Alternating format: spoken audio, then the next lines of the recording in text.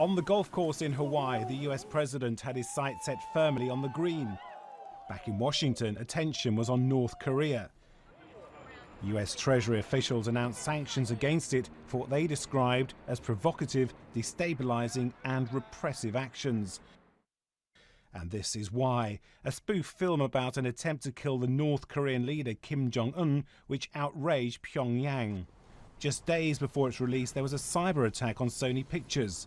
Threats led to its nationwide release being cancelled, with just a few small cinemas showing it instead. The White House believes the communist state was responsible, but North Korea denies being involved in the hacking and the threats. So who exactly are these sanctions by the US Treasury targeted at? One of the organisations is the Reconnaissance General Bureau, that's North Korea's military intelligence agency. The other two are defence companies, Korea Mining Development Trading and Korea Tangun Trading, both linked to North Korea's weapons programme, and both have been sanctioned before.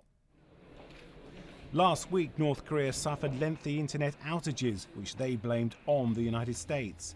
The sanctions by Washington are on top of those already in place over North Korea's nuclear weapons programme.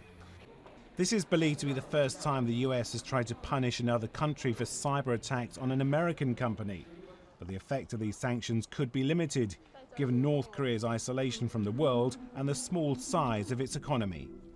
Richard Forrest, BBC News.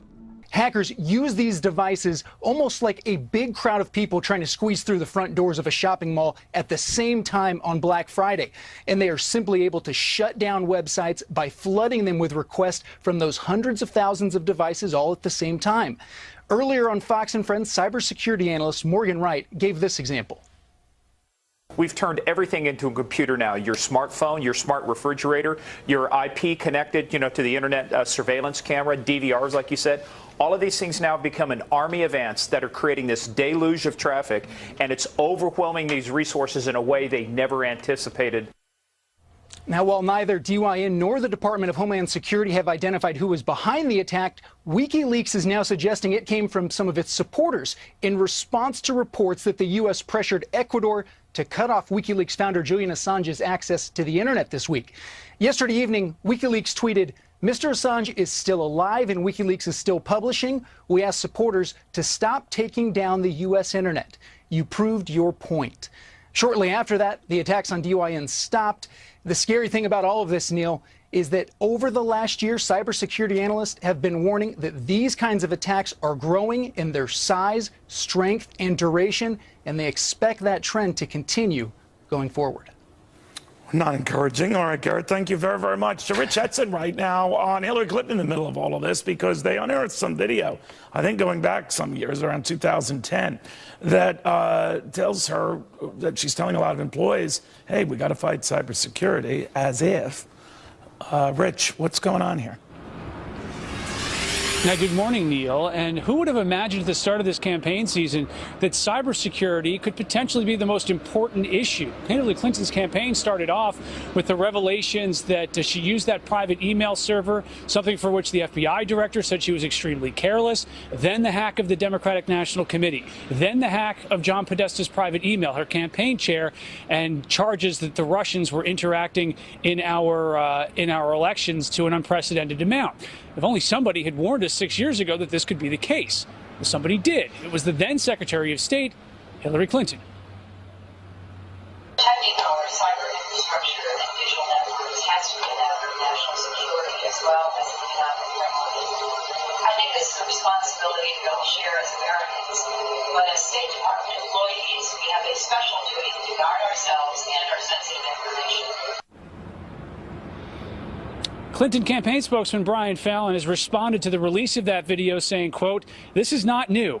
It has been widely reported that during Clinton's tenure, the State Department issued these kinds of warnings about possible cybersecurity to employees. These warnings were more than appropriate, given as it was subsequently confirmed that State's email was hacked."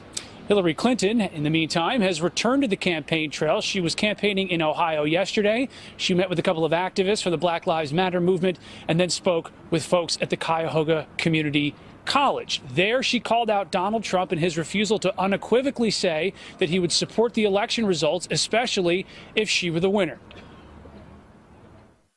Look, if you lose an election, I've lost elections, you don't feel very good the next day, do you? But we know in our country the difference between leadership and dictatorship.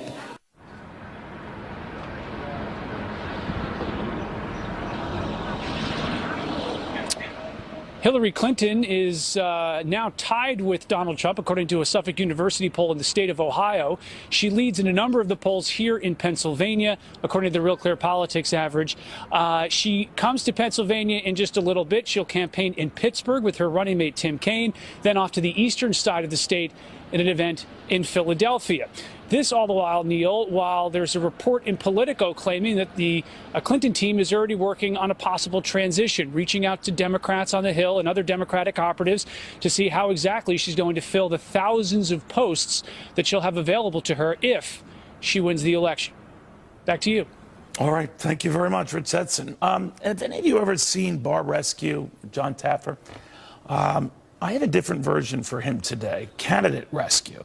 How would he rescue Donald Trump from these dire poll numbers if you're buying? Hillary is aware of all the work that you guys do, I hope. The campaign is fully in. And then they tell Hillary what's going on. Well, I mean, Hillary knows through the chain of command. Yeah. Another morning and therefore another bombshell coming out of those shocking videos by Project Veritas. Disgraced former Democratic operative Bob Creamer, who admitted on tape to helping incite violence at Trump rallies. He reportedly made more than 300 visits to the White House, even meeting with President Obama himself. So why isn't the FBI investigating all of this? Here with his reaction, former DOJ official J. Christian Adams. He's the president of the Public Interest Legal Foundation, which filed a complaint over that very video to the FEC. Good morning, J. Christian. Thanks for joining us. Morning, Pete. So give us a sense. What is this all about? Well, look, if this was a Tea Party group coordinating with the Trump campaign to incite violence at Clinton rallies or at NAACP events or whatever, we know exactly what would be happening. This would be a Justice Department, would be fully investigating this for civil rights violations and all sorts of things. But this is a Justice Department and an FBI that is doling out justice based on your politics. If you support Clinton, if you are Clinton, you can engage in all sorts of misbehavior without consequence. If you're the IRS commissioner or an attorney general who's held in criminal contempt, you give you a pass. Yeah. You don't face justice under this administration. It feels like a rigged system. So you've got this operative, Bob Creamer, who's clearly in with the White House, 300 visits. I've had none. And then he's on tape saying we're inciting violence at rallies, yet no accountability. I mean, what, in a perfect world, in a non-rigged world, what happens to Bob Creamer? Well, I just think in America 20 years ago something happened. Sure. But the power of this videotape by Project Veritas is this, Pete. Most Americans don't have to put up with this garbage. They think the system generally works well. It's only people like me that have to read sort of the lies from groups like the Brennan Center who say there's no voter fraud, or law professors, or work at the DOJ like I did and hear the lawyers say we don't enforce the law against certain groups. Most people don't have to put up with that lawlessness. But because of this tape, people see it firsthand. They see the stuff that people have been going on Fox to talk about, and they get to see this corrosive thing happening in America. Well, that's what it takes. If it's not on tape in this world today, sometimes it feels like it didn't happen at all. J. Christian Adams, thank you very much, and keep us posted on that FEC complaint. See if it goes anywhere. All right. Oh, good morning. We're great to see you this morning. Pete Hegseth on the couch. Great to see you both. Of course, the excellent Abby Huntsman. We begin this morning with the race to the White House. We're just 17 days away from the election. Can you believe that? I know, it's unbelievable. Just a little over 2 weeks, and Trump is gearing up for a major speech this morning. That's right. It's one where he'll outline what the first 100 days of a Trump presidency would look like. And we find Peter Ducey there. He is live in Gettysburg, Pennsylvania, ahead of the rally, I think beginning at 11 a.m. this morning. Right, Peter? Yeah, so we're about 4 hours away, and the Trump team tells us that today's big policy speech here in Gettysburg, PA, is supposed to do two things. First, give us a list of all the things that a President Trump would do in the first 100 days in the Oval Office. And then second, to show how they think those things would benefit regular folks more than the things Hillary Clinton is proposing. If you just look at the stances on everything, she's going to raise taxes, I'm going to lower taxes. She's going to increase regulations, I'm going to cut regulations down to a minimum, a good number, but down to a minimum. And there's so many different things. We're going to rebuild the military, we're going to take care of our vets, we're going to save the Second Amendment, we're going to repeal and replace Obamacare, which is a total disaster. She wants to make it even a bigger mess. We are told this particular speech is being delivered from Gettysburg because this is where Lincoln gave the famous Gettysburg Address that went a long way in uniting this country, and that's what Trump is trying to do as well. On top of that, the Keystone State is critical on the Trump electoral map. You can tell just by looking at his schedule. 2 events here yesterday, another one this morning. He's also going to be in Virginia and Ohio today as well. And late last night, Trump tweeted this, quote, "The media refuses to talk about the 3 new national polls that have me in first place. Biggest crowds ever. Watch what happens." Trump obviously beats up a lot on the media, and now almost every day he includes a line about how he thinks that the election is rigged against him, and that message seems to be resonating with Republicans in a big way because there's a new Reuters poll out that shows that 50% of Republicans don't plan to accept Hillary Clinton as president if she wins the election, and 70% of them say that they think the only way Hillary Clinton could win is by breaking the law on Election Day. Back to you. All right, Peter Doocy live for us at Gettysburg. Thank you, Peter. Peter Doocy. So, to bring us up to speed on everything that's happening in the world, we are honored to be joined by our friend, former Governor Mike Huckabee. Good morning. Good to see you, Governor. Good morning. How are you? Oh, excellent. So what is Trump going to say today in Gettysburg, and what does he need to say, do you think, to shift the focus onto Hillary from himself over the next 17 days? Well, Tucker, because he's at Gettysburg, what I hope he will do is to give the soaring rhetoric reminding America what happened there. It's very important that you use the venue in a very, very important way. And when Lincoln gave that very distinct address, he reminded people that there had been an extraordinary battle of Americans versus Americans. This is a great opportunity for Donald Trump to put that in the context of today's election. Nobody has been killing each other, but it's been Americans versus Americans. What Lincoln attempted to do was to talk about how to rebuild this nation where all of us are created equal.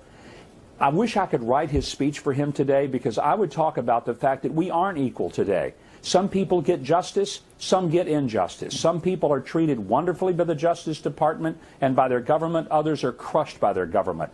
And it's time to make America a country where all of us are equal. What an incredible frame for that message today. I hope that's what he delivers. Right, and timing, really just smart. less than 3 weeks now before Election Day. You may have not written this speech this morning, Governor, but you certainly have closer access to the Trump circle than many people do. Give us a sense of what is going on behind closed doors. With, just as we said, less than 3 weeks to go, what are they talking about? How are they feeling about where they are in this moment, and what do they feel needs to be done between now and then?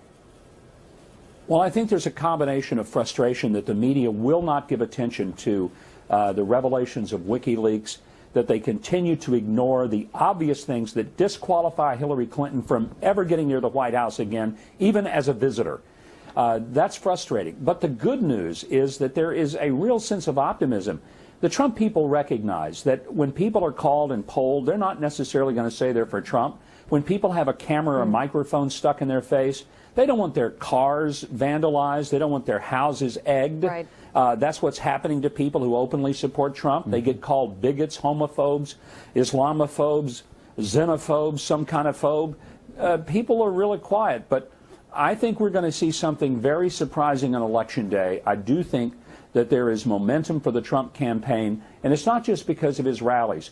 I travel all the time, and whether it's a hotel lobby, an airplane, an airport, a restaurant, I have people all the time come to me. They look around and then they lean down and whisper, "I'm with Trump." Yeah. And it's just amazing. I don't hear anybody coming up to me and confronting me and saying, "I just want you to know I can't stand that you're for Trump because I'm for Hillary." Okay, fine. I had one person in the last few days just casually say, "Well, I'm going to vote for Hillary." But they weren't excited about it. Yeah. And the intensity of the voters for Trump is stunning. Governor, that's right. I get the same experience speaking to conservative groups. There's that sense that the momentum could be, although hidden under the surface. You mentioned rallies. At some rallies over the course of the summer, Donald Trump took a lot of heat, outrage, faux or otherwise, from the media for it saying, hey, rough up a protester, or this is happening or that's happening. Well, yesterday we saw our vice president make a similar comment at a rally about what he would want to do to Donald Trump. We'll play the sound and get you to react.